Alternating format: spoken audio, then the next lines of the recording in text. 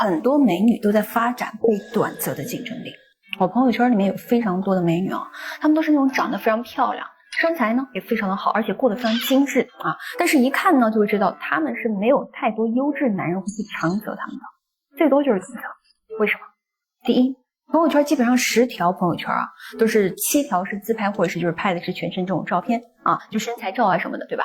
其他的呢就是下午茶、景点打卡。兄弟们，你们可以把你们喜欢的女孩子的这个朋友圈发在评论区，我帮你们看一下啊，我帮你鉴定。第二呢，就是你看她一天到晚的就是生活贼拉精致，既不创业也不上班，也没有自己的事业，甚至她自己的生活成本还挺高，她晒的那些化妆品啊、包啊什么的都还挺贵的。那这种啊，除非她是个富二代，否则你就得承担她这些开销。话又说回来啊，哪来那么多的富二代美女？那他们这些东西是哪来的呢？好，第三，当他偶然接触到一些优质男人的时候，他总是能够进入到和别人约会吃饭的环节，吃个漂亮饭或者逛个街喝个咖啡，但大部分呢发展又不会超过2个月。所以这个时候这些女人呢又会抱怨啊，就会说什么男人很渣，没有一个好东西啊这种之类的。真的是男人渣吗？来反观一下他们自身的特质呢，他们的能量其实非常不稳定。为什么？能量不稳定的女人有一个很明显的特征，就是她缺乏好的秩序感和思想结构，也就是缺乏家庭教育，缺乏学校的教育，更缺乏社会的教育。而当一个女人没有被教育的情况下，又长得非常的漂亮，她就会非常的贪婪，就是她是不知道挣钱是多么困难的，她是不知道男人在这个社会打拼是有多辛苦的，她也不知道男人赚到这些东西曾经是吃了多少的血啊。所以你就会发觉很多美女的特征就是非常贪心，因为社会能给她的诱惑太多了，导致她的物欲往往呢就会特别的高，但是她又没有办法通过自身的实打实的能力去稳定的去获取物质，她就只能够通过男人时不时的给她来一点甜头尝尝。但是啊，这个甜头非常不稳定，也不持续。有很多聪明的男人是不会给女人任何可以变现的东西的。就我们是可以去吃米其林的，对吧？也可以去国外旅游，也可以去玩各种昂贵而且高级的东西，但是不好意思啊，现金没有。所以他们每天的情绪就会由什么决定？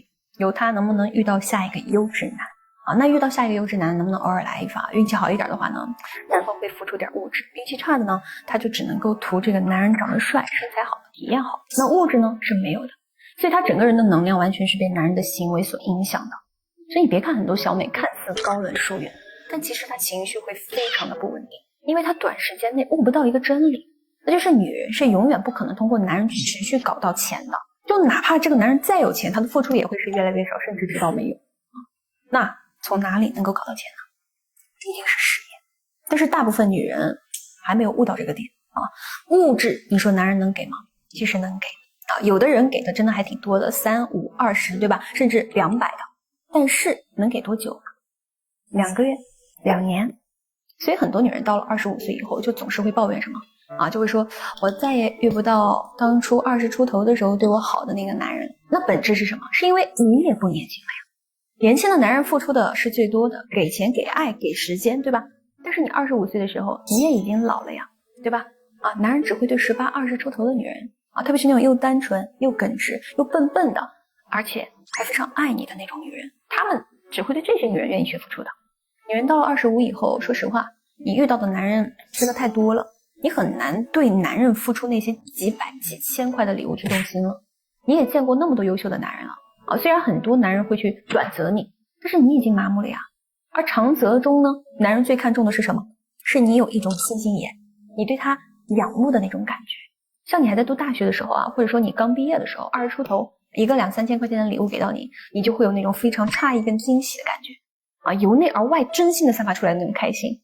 男人就爱看这个。但是你25岁以后，你不会再出现这种表情了，你早就习惯了，甚至你还会嫌少。所以为什么说很多美女是被诅咒的？她们既幸福又痛苦。幸福是什么？社会太惯着她们了。那痛苦又是什么呢？就是被这个世界不小心给惯坏了，导致她们非常的贪婪，认不清自己了，也认不清现实了。所以啊，如果你也是个小美女啊，希望你能够早日走出这个伪命题。那如果兄弟你喜欢的是这样一个小美，那她呢也是需要你去进行一些正确的引导和带领的。你要去纠正她的观念啊，当然这个也有点难啊。那没有经验的话呢，建议可以找一些这种专业的人士啊。那当然可以滴滴。OK， 还是那句话，弱者才会去钻研情感，而强者只看人性。我们下期见。